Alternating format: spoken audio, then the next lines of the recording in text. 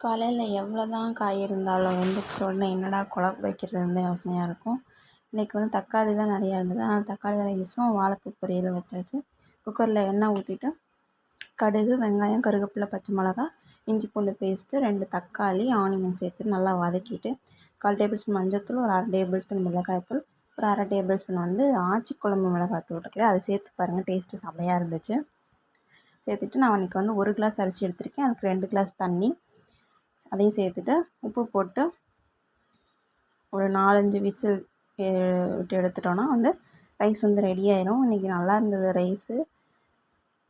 நீங்களும் ட்ரை பண்ணி பாருங்கள். இதுக்கு வந்து வாழைப்பூ பொரியல் காம்பினேஷன் கிடையாது, இருந்தாலும் எங்கள் வீட்டில் அதான் இருந்துச்சு பொரியல் பண்ணுறதுக்கு, அதனால் அதையே வச்சு சாப்பிட்டோம். டேஸ்ட்டு சூப்பராகவே இருந்தது. Try it.